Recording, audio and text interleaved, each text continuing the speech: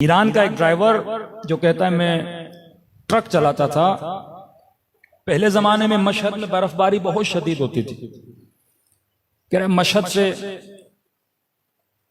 Truck चला के मैं तेहरान की तरफ जाना चाहता था, तो शदीद रास्ते में बर्फबारी हुई। इतनी बर्फबारी के जो गाड़ी के वाइपर थे वो भी काम करना तकरीबन छोड़ गए। मैंने अपने ट्रक को साइड पे लगाया और मैंने सोचा कि जब बर्फ थम जाएगी उसके बाद मैं रास्ते पर आगे बढ़ूंगा, लेकिन कहता नहीं, बर्फ थमने वाली नहीं थी और ज्यादा बर्फबारी शदीद हो गई। यहां तक कि मैंने नोट किया कि रास्ते पर जितनी गाड़ियां आ रही थी उन गाड़ियों ने भी आना छोड़ दिया। अब बीच सहरा में, मशहद और तेहरान का सफर बहुत लंबा है और 80% यह रास्ता सहराई रास्ता है। कहते मैंने कहा कोई बात नहीं, अभी भी कॉन्फिडेंस था कि कुछ भी नहीं होगा, बर्फबारी थम जाएगी। मैंने गाड़ी को बंद नहीं किया, कहीं ऐसा ना हो कि इंजन ठंडा पड़ जाए फिर इंजन स्टार्ट ना हो। लेकिन चंद मिनट के बाद मैंने देखा कि इंजन ने आवाजें करना शुरू कर दी, जैसे इंजन भारी हो गया है। एक बार भारी हुआ, दो बार भारी हुआ, फिर भी मैं परेशान नहीं हुआ क्योंकि मुझे सारा मैकेनिक का काम आता था। मैंने कहा बंद भी हो गया तो मैं स्टार्ट कर लूंगा। लेकिन कहता 3-4 मरतबा इसने आवाज किया और चौथी मरतबा इंजन बंद हो गया। कह रहा अब परेशानी शुरू हो गई, खौफ शुरू हो गया, क्या होगा मेरा। मैं जल्दी से उतरा, पाना उठाया और जहां जहां तक हो सकता था मैंने इंजन को देखा। इंजन भी सही सालिम था, हर चीज मैंने चेक की। गाड़ी को स्टार्ट करना चाहा, गाड़ी स्टार्ट नहीं हुई। इतने में कहता है मैं गाड़ी के कमरे में आके बैठ गया। बस ये था कि अंदर बर्फ नहीं आ रही थी, लेकिन सर्दी वही थी जो बाहर वाली सर्दी थी। अब कहता है मौत की याद आने लगी मुझे।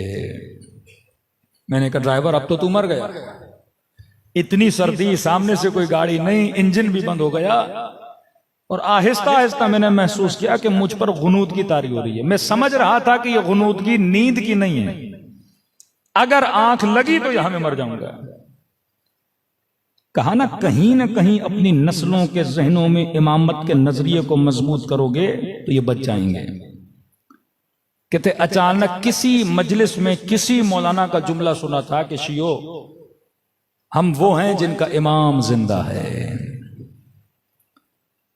तो कहते हैं मैंने 3 मरतबा ज़बान से जुमला का, या साहिब ज़मान अदरिकनी, मौला मेरी मदद को आइए, मौला मेरी मदद को आइए। कह रहा जब ये कह रहा था तो शायद हमारे बरादर ये सवाल करें कि इसने या अल्लाह मदद क्यों नहीं बोला।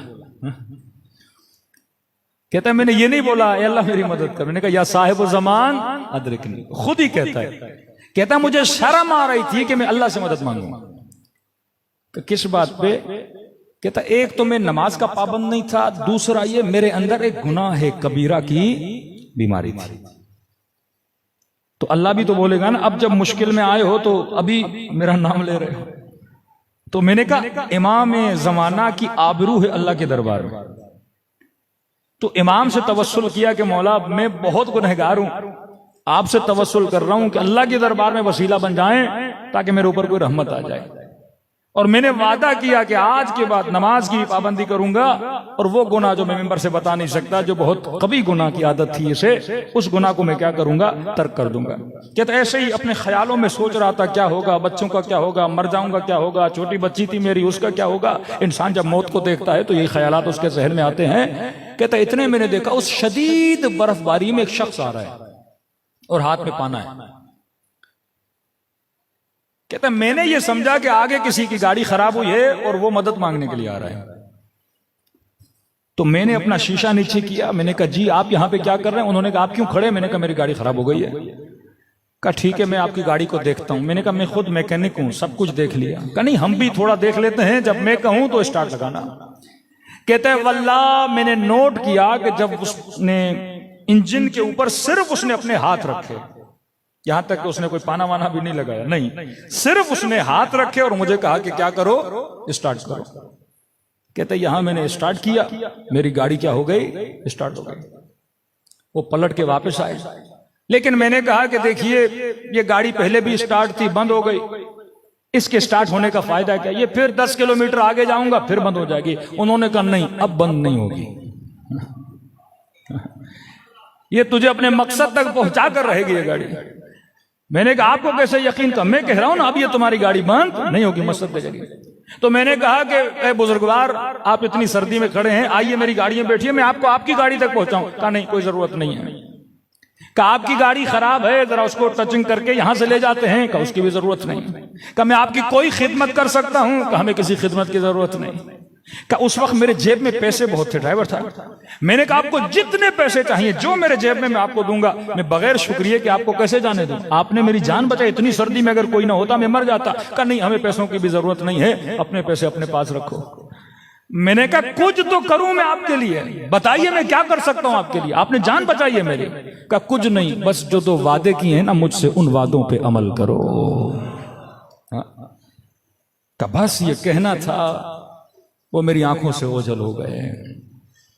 ये ड्राइवर कहता है मैं गाड़ी से उतरा, कभी इधर दौड़ूं, कभी उधर दौड़ूं, कभी गाड़ी के पीछे जाऊं, लेकिन मुझे नजर नहीं आते। कहते हैं गाड़ी स्टार्ट की, वहां से लेकर घर तक मेरे आंसू नहीं रुके कि मैं कितना बदबख्त था। मेरा इमाम जमाना खड़ा था, लेकिन मैंने अपने इमाम जमाना को पहचाना नहीं। कहता देर रात को घर पहुंचा, अपने बच्चों को सुफरे पे बिठाया, बीवी को सुफरे पे बिठाया, और मैंने कहा ऐ मेरी ज़ौजा, ऐ मेरे बच्चों, आज के बाद जिंदगी गुजारने का तरीका मैं बदलने वाला हूं। आज के बाद नमाज वक्त पे पढ़ेंगे। ज़ौजा को कहा देख, आज के बाद अपने हिजाब में सुस्ती न करना। बच्चों को समझाया कि बच्चों ये करना। का मेरी बीवी इतनी खुश हुई, कहने लगी कि मैं तो कब से चाहती थी तू दीनदार बने, लेकिन तू दीनदार नहीं बनता था। लेकिन ये बता तेरे अंदर तब्दीली कैसे आई? इसने वाकया सुनाया कि इमाम ज़माना मुझे नजर आए थे, मौला ने मेरी जान को बचाया। कहता है जब ड्राइवरों के बीच में गया, या अजान का वक्त हुआ, सारे ड्राइवर चले गए खाना खाने। मुझे कहा तू भी चल खाना खा। मैंने कहा नहीं, पहले मैं नमाज पढ़ूंगा, बाद में खाना खाऊंगा। ताज्जुब करने लगे, आज तू बड़ा मुत्तकी बन रहा है, आज तू बड़ा परहेजगार बन रहा है। ताने देने लगे इतने दिन तू क्या करता था, आज कैसे बन गया? कि ये मेरा कमाल नहीं है, ये फर्जंद ज़हरा का कमाल है। तो कभी कभी इस तरह से जिनके अकीदे बातिन में मजबूत होते हैं, अहले बैत ज्यादा अकीदों को मजबूत कराने के लिए अपनी ज़ियारतें करवाते हैं।